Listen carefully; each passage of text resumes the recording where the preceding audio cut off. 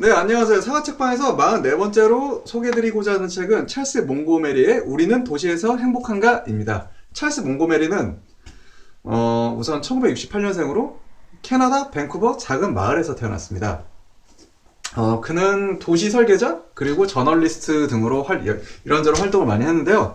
현재는 BMW 구겐하임 연구팀원으로 일하고 있다고 합니다. 네, 자, 이렇게 해서 저자 소개를 이제 했으니까, 그 다음으로 이제 책에 대해서 살펴보려고 하는데요. 우리는 도시에서 행복한가? 이 책은, 이제 도시 안에 있는 사람들 있잖아요.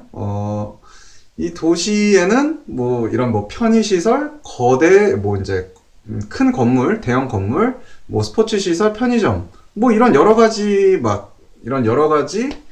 편의시설들하고 우리 사람들에게 우리 사람이 살아가는데 용이한 그런 것들이 많이 있잖아요. 근데 왜 우리들은 그것들이 이렇게 있는데 막 왜 사람들의 삶은 막 특히 이제 저희 출퇴근할 때 이런 만원 버스, 지하철 이런 거 타면서 만성 피로에 저희 이제 아주 만성적으로 피로감을 느끼잖아요. 그리고 원인은 잘 모르겠는데 뭔가 밑도 끝도 없이 뭔가 좀 쫓긴다는 느낌하고, 그리고 또 그리고 이제 스트레스로 인해서 저희는 이제 체중이 증가되잖아요. 뭐 이런 것들로 인해서 이런 것들이 이제 도시에 살면서 저희가 얻게 되는 일종의 부산물이죠. 자, 그래서 이 찰스 몽고베리 이 저자는 이제 우리가 살아가는 도시와 그 도시 안에서 살고 있는 도시인들 사이에 이런 심리적인 관계를 설명을 해요. 그리고 세계 곳곳에 있는 뭐 이런 도시 디자인들을 통해서 좀 더 나은 미래의 청사진, 좀 더 밝은 뭐 그런 모습을 좀 그려보고자 한다고 하네요. 자, 여러분, 우선 우리도 행복할 수 있을까가 이 책의 타이틀이니까, 그럼 행복이 무엇인지에 대해서, 행복을 뭐 정의하고 뭐 측정하고 뭐 그런 방법론을 좀 약간 알아볼 필요도 있지 않을까요? 그런데 여러분, 참 이 행복이라는 게 사람마다 이게 참 다 뜻이 굉장히 좀 주관적이지 않나요? 어떤 사람한테는 이제 행복이 그냥 그 순간 만족한 걸 수도 있고, 어떤 사람에게는 이 행복이라는 게 그냥 막 비참하고 이런 안 좋은 기분에 반대일 수도 있고, 사람마다 참 정의한 게 다른 것 같습니다. 굉장히 주관적이죠. 하지만 명확한 게 한 가지 있습니다. 그게 바로 뭐냐면은, 사람들은 자기 나름대로 행복이란 단어를 해석하고, 거기에 입각해서 행복을 받아들인다는 거죠. 약간 좀 철학적인 문제로 갔는데, 여러분 또 철학하면 또 그리스, 막 이런 그리스 이쪽 아니겠어요? 고대 그리스 신화, 로마 신화, 여기 이제 그리스 이제 학자들은, 뭐 학자들보다 이제 옛날 그리스 사람들 있잖아요. 그 중에서 이제 아테네 시민들 중에서 특히 이렇게 모든 사람이 시민권이 있던 게 아니어서 당시는 노예들도 많았죠. 그래서 시민권을 부여받은 일부 아테네 시민들은 행복한 삶은 무엇인가 하고 자기들끼리 좀 논의했다고 해요. 어떤 사람이 논의했냐면은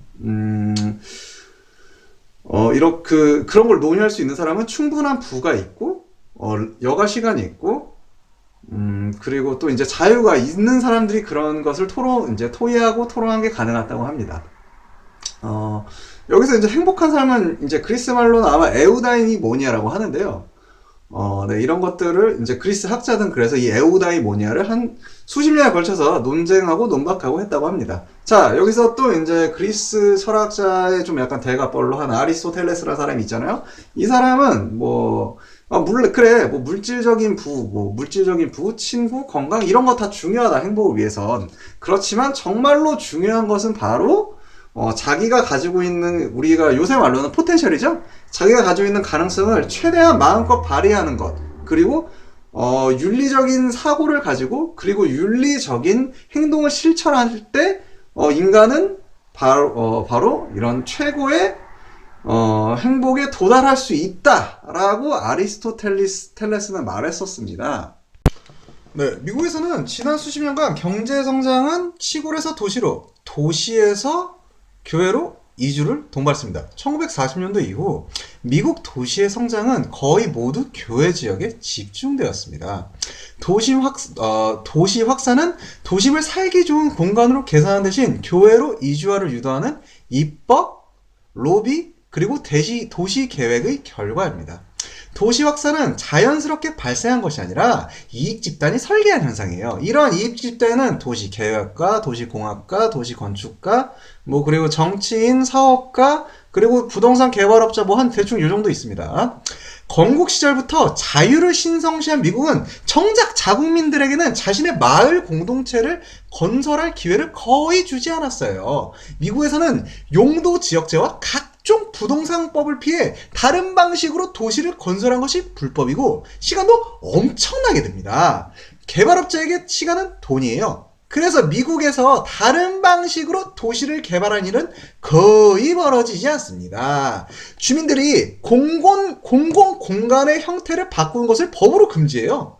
주민들이 집의 용도로 바꾼 것도 부동산 관련 규정으로 엄격하게 금지합니다.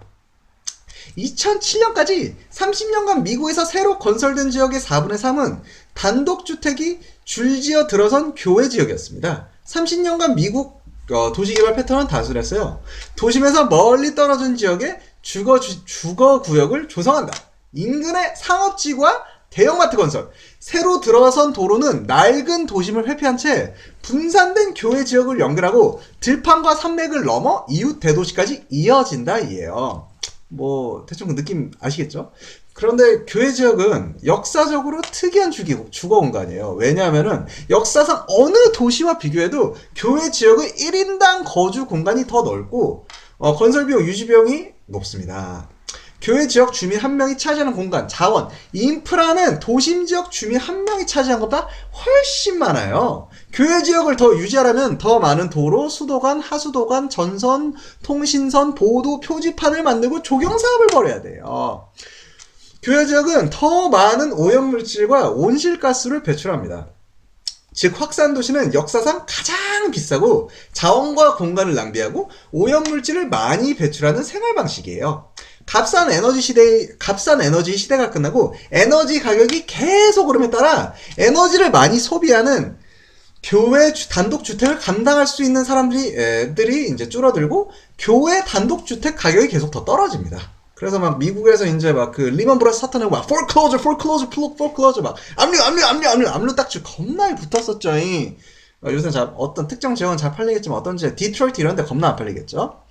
도심의 양질의 주택 공급을 늘린 것이 아니라 교외 지역에 단독주택 건설을 유도하는 미국의 부동산 관련법 때문에 샌프란시스코 도심에서 일하는 수많은 근로자들이 도심에서 자동차로 2시간 거리에 떨어진 지역에서 살아야 했습니다. 이건 마치 서울 세종시 출퇴근하는, 심지어 대전에서 출퇴근하는 약간 이런 느낌도 들어요. 서울 강남이나 이런 데서 대전 2시간이면 갈 수 있잖아요. 그죠? 굉장히 먼 거죠. 그리고 미국 법은 자동차가 없으면 살 수 없는 교외 지역으로 바꾸려는 시도를 또 방해했습니다. 이제 북미 도시가 신규 투자자의 돈으로 기존 투자자에게 이자나 배당금을 지급하는 다단계 금융사기인 폰지 사기에 엄청난 규모로 걸려들었다는 사실을 자각한 사람이 늘어나고 있어요. 시티 스프라울이 일어나면 교외 개발 사업으로 단기적으로 세수가 증가하지만 장기적으로는 교외에 공공 서비스를 공급하고 유지하는데 많은 세금을 투입해야 하기에 도시 재정에 큰 부담이 됩니다.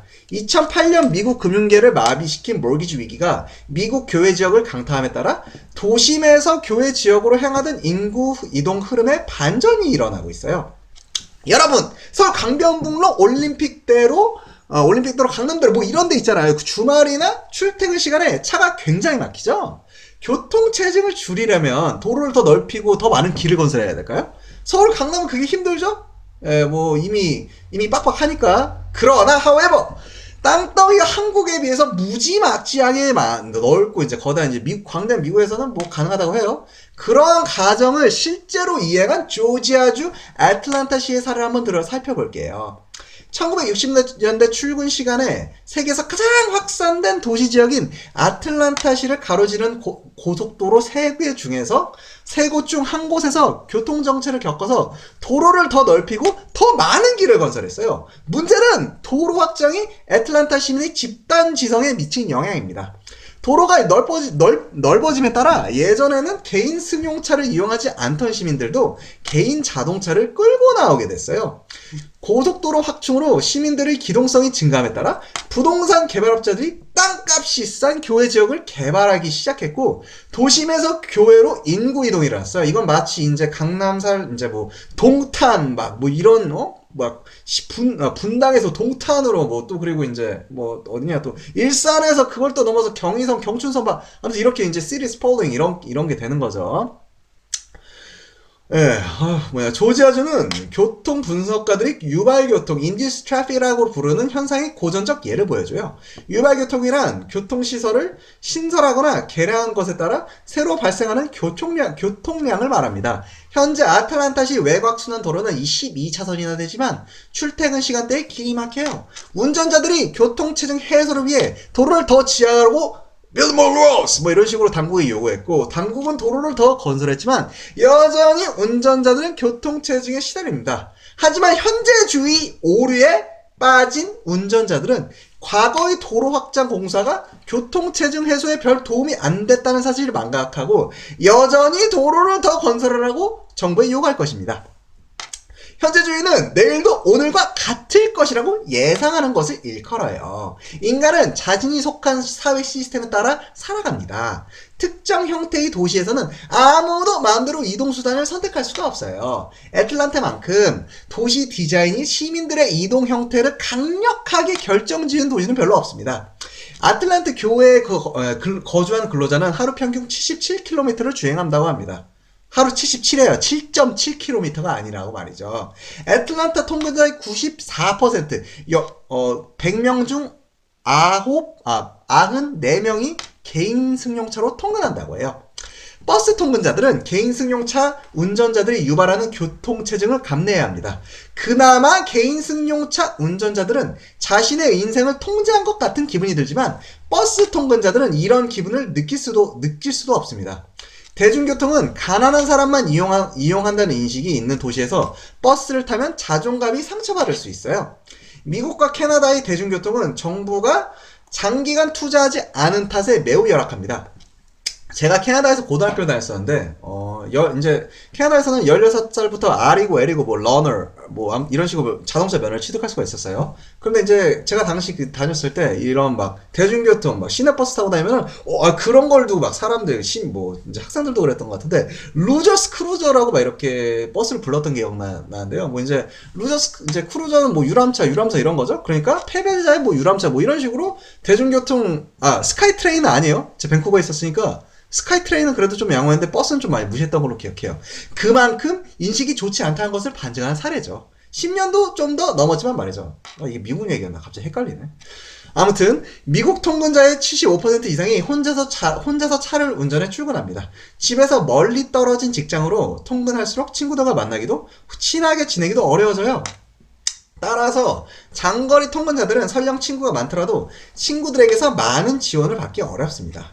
교외 지역에서 자란 아이들은 부모가 부유할지라도 도심에서 자란 아이들보다 사회적, 정서적 문제에 취약한 것으로 드러났어요. 스니아 루터 콜롬비아 대학교 심리학 교수는 미국 북동부의 부유한 교외 지역에 사는 청소년들을 연구한 결과 각종 공공 서비스를 이용하고 부모님에게 이제 보살핌을 받는 청소년일지라도 이들은 도심에서 갖가지 환경적, 사회적 문제에 노출된 채로 자란 청소년들보다 훨씬 불안하고 우울한 정서를 보인다는 사실을 발견했습니다. 2000년도에 사회학자 로버트 퍼트넘은 가족 관계를 넘어선 다양한 사회적 네트워크들이 지난 수십 년 사이에 축소됐다고 지적했습니다.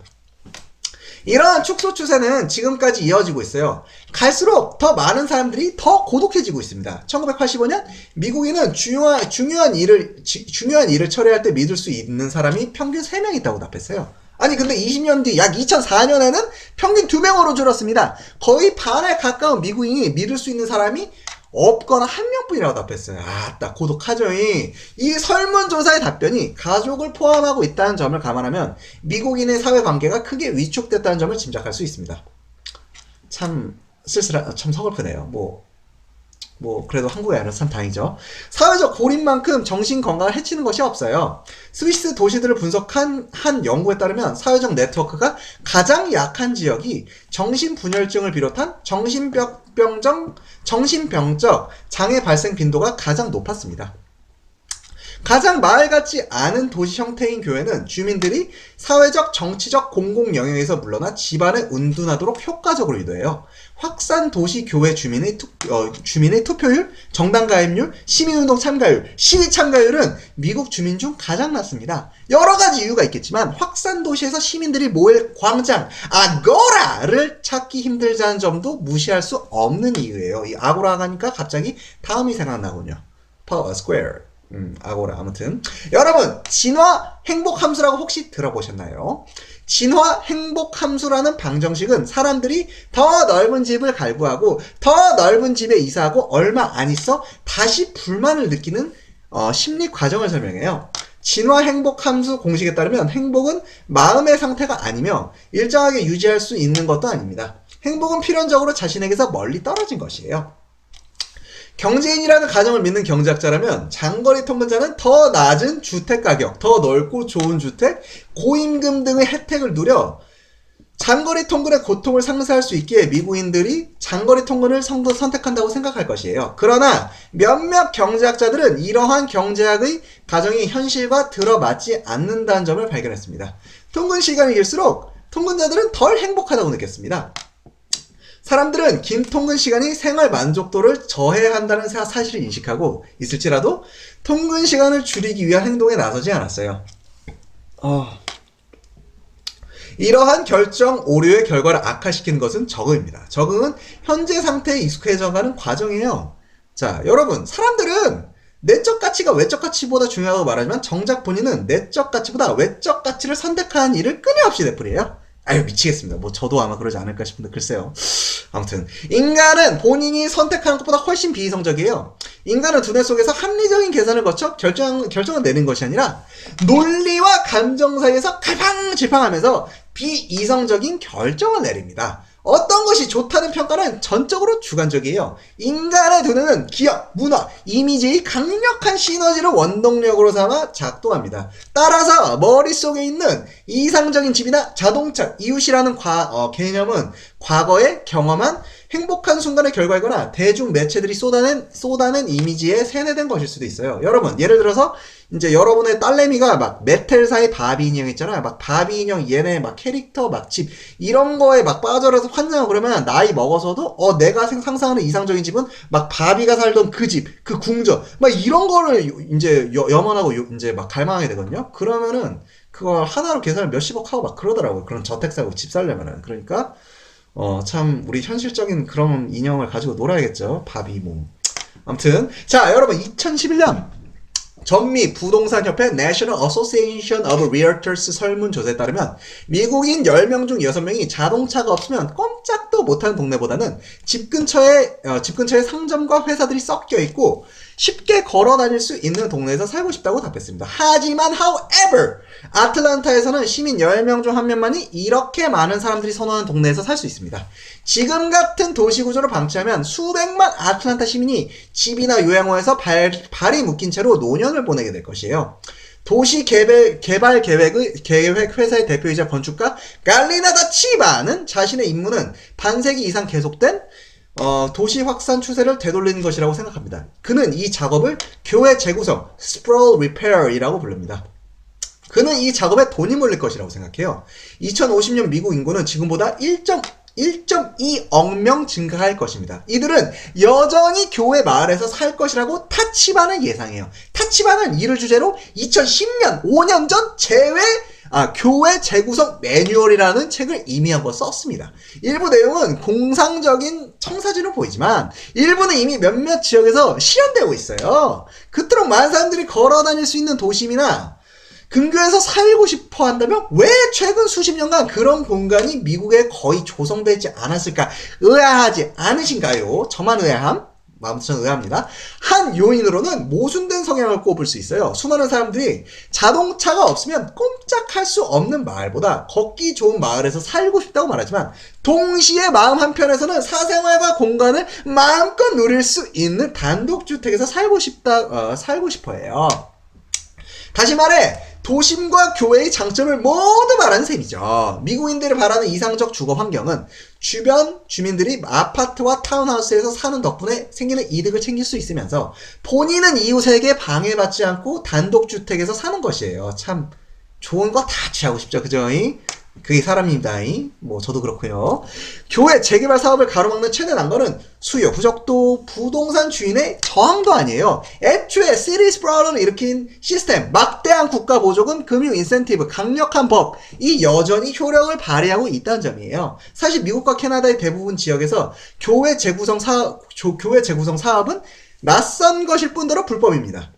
부지 면적별로 그리고 듀플렉스, 아파트먼트, 임대주택 등 건물 형태별로 토지 용도를 엄격히 규제하는 각종 부동산법이 집, 직장, 상점을 멀리 떨어뜨려 놓아요. 이러한 카운티에서는 파리나 코펜하겐 같은 마을을 건설할 수가 없습니다. 파리나 코펜하겐이 어떤 나라인지는 조금 이따 설명할게요.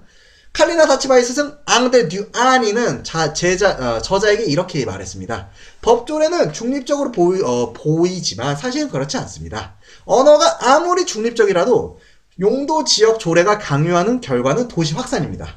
좋은 마을을 건설하기 위해 필요한 행동은 조례와 싸우는 것이 아니라 조례를 바꾸는 것입니다. 라고 말이죠. 자본주의 국가에서 사는 한 교회의 미래는 부동산 개발업자들에게 달려있습니다. 월스트리트 금융가들은 시민들의 도시 생활의 행복에 별 관심이 음즘. 이들의 관심을 보이는 것은 쉽게 거래할 수 있는 상품입니다.